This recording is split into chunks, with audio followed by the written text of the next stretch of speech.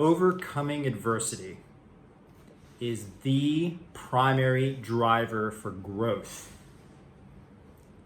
Yeah, I know. Timing, John. What's happening here? Yeah, I get it. We're all going through year 2 of COVID. Many of us haven't seen our families across the planet for over a year. This is a situation where we're continuing to experience chronic adversity, chronic stress. We've talked about chronic stress and how that impacts our body. We've recently talked about having a growth mindset versus a fixed mindset, and how you can actually decide, due to your brain's amazing neuroplasticity, to have a growth mindset and take in challenges and view them as opportunities and go down the path of hope, which is a technical term. That's also one of the conversations that we had a few weeks ago before the end of the year. Remember, hope means having crystal clear goals, confidence in a plan, and executing that plan with flexibility so that you know you're gonna be good, you're gonna be fine. If this plan doesn't work out, I'm gonna jump on another plan and execute that one with my crystal clear goals and the feedback from whatever didn't go well this time. So here we are, we're talking about growth today, particularly in the context of overcoming adversity. If you remember, Chōsen, Japanese word for overcoming challenge or adversity. Now, what that denotes right now is that we all have an opportunity. And it's consistently presenting itself, so it's obvious. And so what I have to say, first and foremost, is that we are all in this boat together. And that actually, for better or worse, is a good thing. There are very rare moments in human history where there is a shared adversity, a communal challenge. It's usually small communities that have a shared communal adversity. But that's what we're experiencing right now. So, very obvious, first and foremost, I too am with you, and this is something that I'm personally working on. Saying, hey, I'm looking at this time, year 2 of COVID, as an opportunity for growth. But what does that mean?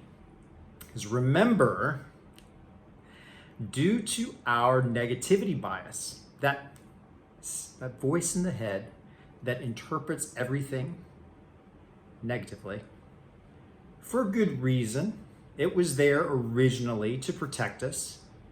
It was an evolved survival mechanism that interprets threats in the environment, tigers chasing us, things that will end our lives. Not so much of that's going around these days. Yes, COVID. Yes, other things. All the things. But we have this inherent negativity bias that we have to be aware of. So let me remind you, when I say we can be our own threat to growth. I love this Roosevelt quote.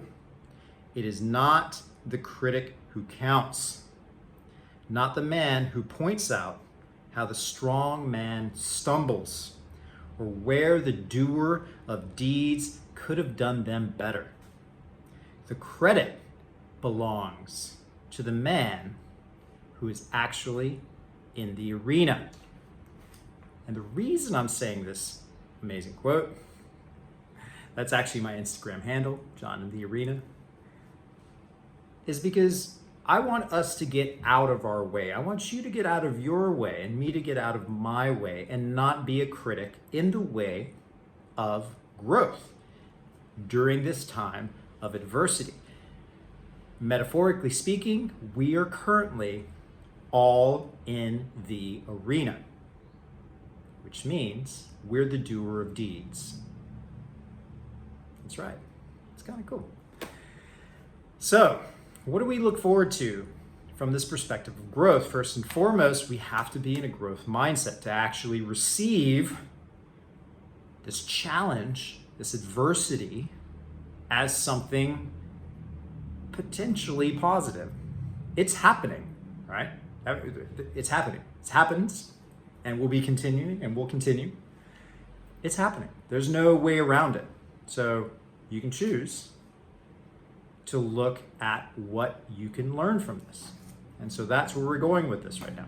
So, what are the aspects of life that will either be improved or, say, implemented differently for you if you choose to look at this time of adversity as an opportunity for growth? I wrote this down. There's a lot of psychologists that talk about this, and there's a lot of research on post-traumatic growth and other related topics. What's really cool about this is that it's separate from resilience.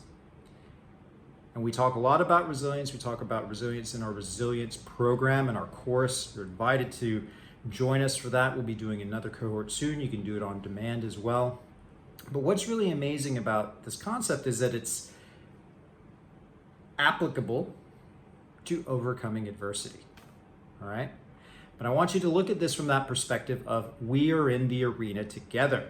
We've just been kicked in the face, fell in the dirt, and we're getting back up. So first and foremost, you choose to look at this adversity as an opportunity for growth.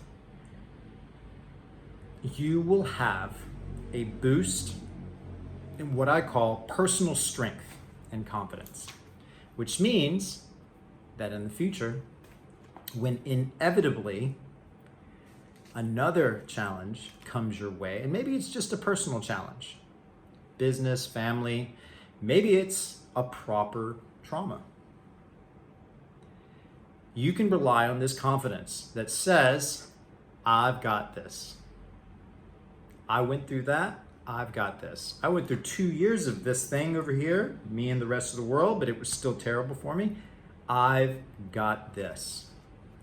Number 2 of 5, you get deeper connection and a sense of belonging if you're viewing overcoming this time of adversity as an opportunity for growth. So I got my notebook here. So what does that mean? It's similar to being in the arena with everyone else. Right now, we're in the arena together. It kind of sucks being in the arena. We're getting kicked in the face, but it's kind of awesome that we're in the arena together.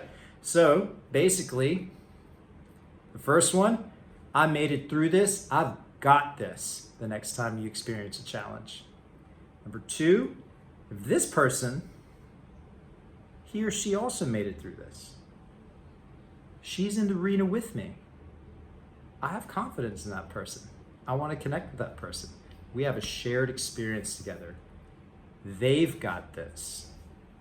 Number 3, a deeper appreciation for what's important in life to you. So this is probably already happening. What was important to you in 2019 is likely not the top of the list right now. Me, I'm not gonna lie, I was in 20 countries in 2019. And this year, I'm mostly in 1. Some rare exceptions. In last year, January and February. In this time of isolation, in this time of continued crisis, what comes up for you as important? It's a shift. It's a huge shift. People are saying family, health, friends, connections, other humans, living significantly versus distractions, catharsis, buying stuff, or whatever it was that was distracting us. It's pretty remarkable. The important things are coming to the top. Next, new possibilities. This is what's so exciting about this. You're looking at this, the important things are coming to the surface for you. New possibilities are arising as you're saying, you know what? I want to live my life this way. I want to work in this way. I want to have balance in this specific way. I want to live significantly in this way. And once you make those choices, guess what? New opportunities arise. New connections are made. New conversations are had. Even if they're all in Zoom right now, doesn't matter. This is what's going down. And last one is a complete re-examination of your connection, it's existential, guys, with the universe. Some people call it spirituality. I like to call it a more complicated, full-blown term with 16 sentences. Let's call it both. A re-examination of our place in the universe. So there you have it. So what happens when you accept this challenge, this overcoming adversity as a means to growth? It's not easy. We're all having our terrible days. We're all being affected by this crisis differently. But in review, here are the 5 things. Number 1, boost in personal strength and confidence. I've got this. Number 2, a deeper sense of connection because other people are in the arena with you. They've got this, and we've got this. Number 3, a greater appreciation for what's truly important in life. And those things come to the surface, those things come to the top. 4, new possibilities because of the other things. And lastly, that sense of self, that sense of belonging translates directly into reevaluating our place in the universe. So there you have it, guys. Growth. Starting with the growth mindset, you are in the arena. We all are. John Stanton, co-founder of Chōsen, signing off. Talk to you soon.